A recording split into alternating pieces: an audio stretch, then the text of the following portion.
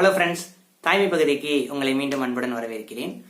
கர்ப்பமா இருக்கும்போது எல்லா பெண்களுக்கும் ஒரு காமனான டவுட் என்ன அப்படின்னு கேட்டீங்கன்னா, தூங்க போகும்போது நான் எந்த மாதிரி தூங்கணும் அப்படின்னு சொல்லிட்டு கேட்பாங்க. பெரியவங்க வந்துட்டு இடது பக்கமா படுங்கம்பாங்க, ஒரு சிலர் வந்து குப்புற படுங்கம்பாங்க, ஒரு சிலர் வந்துட்டு படுத்தே தூங்கக்கூடாது உட்காந்துக்கிட்டு தூங்கணும் அப்படின்னு மாதிரி சொல்லுவாங்க. ஆனா உண்மையிலேயே வந்துட்டு எந்த மாதிரி தூங்குனா உங்களுக்கும் உங்க குழந்தைக்கும் வந்து பலன் அளிக்கும், எந்தவித பிரச்சனையும் ஏற்படுத்தாது அப்படிங்கிறதுக்கான பதிலை தான் நான் இன்னைக்கு உங்களுக்கு சொல்ல போறேன். ஸோ இதுக்கு முன்னாடி நம்ம சேனலை சப்ஸ்கிரைப் பண்ணாமல் இருந்தீங்கன்னா மறக்காம சப்ஸ்கிரைப் பண்ணிடுங்க, கூடவே பெல் பட்டனையும் பிரஸ் பண்ணிடுங்க. வாங்க வீடியோவுக்கு போகலாம்.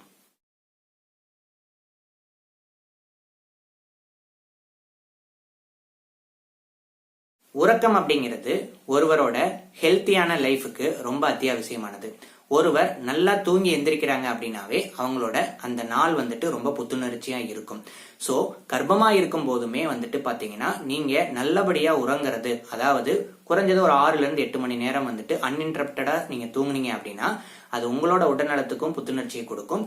வயிற்றுல வளரக்கூடிய குழந்தைகளுக்கும் வந்துட்டு அனைத்து ஊட்டச்சத்துக்களும் சென்றடைகிறதுக்கு ரொம்ப ஆரோக்கியமா இருக்கும்.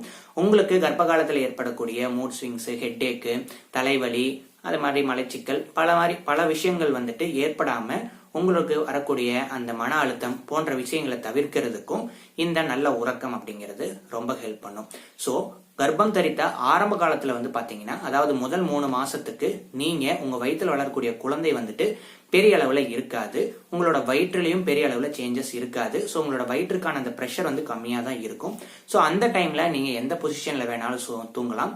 ஓப்பனா சொல்லணும் அப்படின்னு கேட்டீங்கன்னா, உங்களுக்கு எந்த பொசிஷன்ல தூங்கும் போது எந்த விதமான டிஃபிகல்ட்டியும் இல்லை, என்னால ஃப்ரீயா தூங்க முடியுது அப்படின்னு சொல்றீங்களோ அந்த பொசிஷன்ல தூங்கலாம். குப்புறப்படுத்தும் தூங்கலாம், பின்னாடி படுத்த மாதிரி தூக்கலாம், சைட்ல படுத்த மாதிரியும் தூக்கலாம், எந்த பிரச்சனையும் இல்லை. 2-3வது மாதத்தின் போது பாத்தீங்கன்னா உங்களோட குழந்தை வந்துட்டு வயிற்றுல பெருசாக ஆரம்பிக்கும். அந்த சமயத்துல வயிறு வந்து பெரியதாக ஆரம்பிக்கும் போது உங்களுக்கு வயிற்றுல ஒரு வகையான ப்ரெஷர் வரும். ஸோ அந்த டைம்ல நீங்க நேரா படுத்தீங்க அப்படின்னா அந்த வயிற்றில் இருக்கக்கூடிய குழந்தை வந்துட்டு உங்களுக்கு வயிற்றில் இருக்கக்கூடிய ரத்த நாளங்கள்ல ஐவிசி அப்படிங்கிற சிறையை வந்துட்டு அழுத்தும். அதனால கீழ்ப்பகுதியில இருந்து ரத்தமானது இதயத்துக்கு போறதுல சிரமம் ஏற்படும். ஸோ உங்களுக்கு கால் வீக் அதிகமா வரலாம், மூச்சு திணறல் அந்த மாதிரி வரலாம், ரத்த ஓட்டம் வந்துட்டு எல்லா இடத்துக்கும் குறையும். ஸோ அதை அவாய்ட் பண்றதுக்காக பெரும்பாலும் நீங்க நேரா படுக்க வேண்டாம், சைடா படுங்க அப்படின்னு சொல்லுவாங்க. அதே மாதிரி நீங்க குப்புற படுக்கணும்னு நினைச்சா உங்களாலேயே குப்புற படுக்க முடியாது, ஏன்னா உங்க குழந்தை வந்து உங்களை குப்புற படுக்க விடாது.